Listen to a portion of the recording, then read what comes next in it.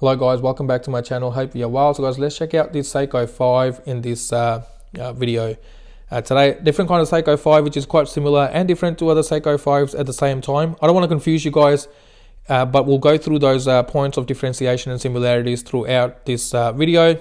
Before we start with the video, if you like this channel and like my reviews, please subscribe to the channel, hit the like button and leave a comment. So retail price in Australia for this watch is $399. Obviously, I didn't pay the full retail price. I paid $149, which was below cost as per the authorized retailer that I bought this from. Now, that really makes you think why an authorized retailer be selling this Seiko 5 below cost. That doesn't happen that often. I haven't come across retailers being selling these Seiko 5s below cost, unless they're really trying to sort of shift their stock and trying to sell out of these watches. And that brings me to my first point, why I think this is a missed opportunity for Seiko. From the price point of view, $399, I think it's a bit too steep for this watch, especially considering what else is offered out there and in the same range of watches as well, under this Seiko 5 range. You can pick up or you can buy a Seiko 5 with a stainless steel case for less than $300, even close to 250 Australian dollars. And yes, you can say that you could get same kind of discount on this range of Seiko 5 as well, but those kind of discounts are not offered straight away. So initially these watches were advertised at full retail price, and sometimes that amount of time is enough to put people off. And the second is the lack of coverage or advertisement around this new range as well. For example, you look at the GMT, the Seiko 5 GMT, got a ton of coverage, got a ton of advertisement, and a lot of people spoke about it. It was all over the YouTube and internet, but unfortunately that wasn't the case with this range. But guys, it's not all negative. Let's take a closer look at this watch, and there are quite a lot of positives as well. So let's talk about the dimensions first. So the case size of this watch is 39 millimeters. Lug to lug distance is 46 millimeters. We have a case thickness of 12.8 millimeters with a lug width of 18 millimeters. I would have preferred a lug width of 20 millimeters, but that's only a personal preference. Anyway, if you found the 42 mil case to be too large for you under the Seiko 5 range, then this can be a fantastic alternative. But then I heard the Seiko 5 is coming out in 38 mil as well, which I think will make the existence of this watch even more irrelevant. So we don't get a stainless steel case with this one. We get this resin case, which makes this watch really, really light, only 57 grams, so really comfortable on the wrist. As well, we get drilled lugs with this one.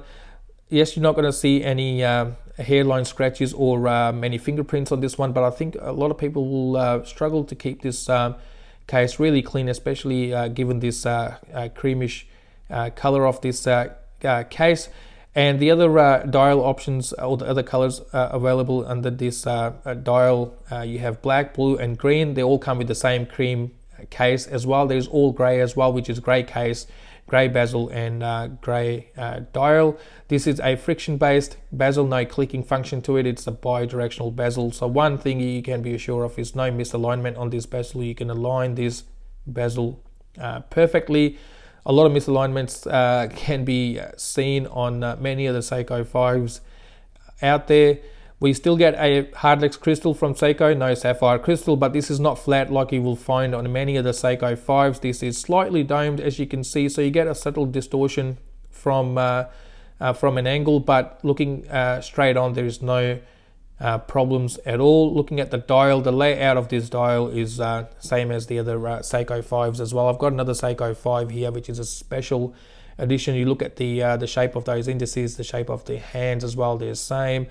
And we've got Seiko 5 logo underneath 12 o'clock. Day and date complication at 3 o'clock there, automatic above the 6 o'clock index there. And there's no chapter ring on the watch on the left, but we do have a minute track which is printed on the outer ring there. We have a pull and push crown which is unsigned at 4 o'clock in the typical Seiko 5 fashion. You get 100 meters of water resistance from this watch with that pull and push crown and a screwed on case back. There's plenty of lume on this watch as well. Let me turn the lights off, and we'll check the quality of the lume as well, which is quite decent, to be honest. I absolutely love Seiko's Lume Bright, and there's plenty of that on this watch as well. This Lume Bright has a tinge of blue to it, as you can see. It is spread really generously and evenly by Seiko, so no complaints with the quality of the lume at all, and it does stay on for a fair bit too. So guys, that's the lume. Let me turn the lights back on again, and we'll look at the rest of the watch. Now, looking at this strap, which I really like personally, it's really soft, really comfortable. You can wear this watch all day long with this strap without any problems at all. So you get one oversized keeper on this one. The buckle is stainless steel, which is brushed and signed with Seiko there.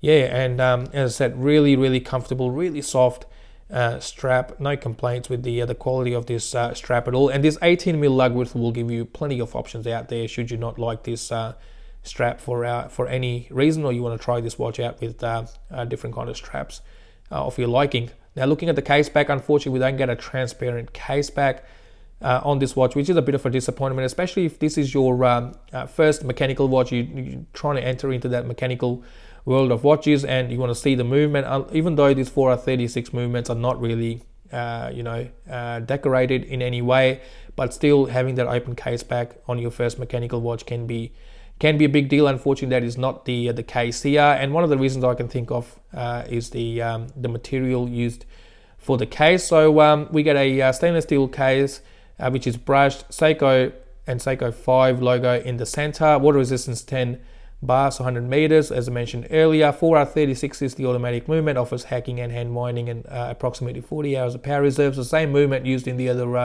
Seiko 5s as well. And I left that sticker on to show you guys this watch is cased in China. So overall, this could have been a fantastic addition to the Seiko 5 range, and it could have been a fantastic alternative and competition to the Moon's watch as well, especially considering similar material used for this watch as well, and bioceramic used by the Moon's watch. But again, the lack of advertisement and the competition in its own range with the other Seiko 5s as well, and the price, I think really didn't work in this watch's favor. So I'm eagerly waiting for the 38mm to come out. As I mentioned earlier, that I think will make the existence of this watch even more irrelevant. But again, guys, this is only a personal opinion. Anyway, I said there are plenty of positives to draw from as well. And now you can buy these watches at discounted prices. They're not being sold at full retail price anymore, and that can draw a lot of people to buy this watch now. And there are other color options available anyway if you don't like this one. The only reason I picked up this one is because this was the only one offered at the lowest price possible. All right, guys, let me give you a quick wrist shot, and then I'll wrap up the video. I really like the quality of this strap from Seiko. As I said earlier, really soft, and this is something that I can put on my wrist all day long without having any problems at all. So guys, here you go.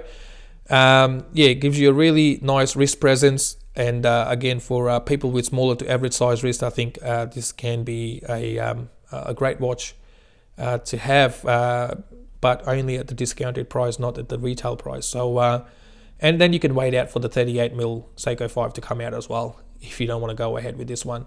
So thank you guys, thank you for watching. This concludes my review. I'll see you with my next video shortly. Until then, stay safe and look after one another. Thank you again.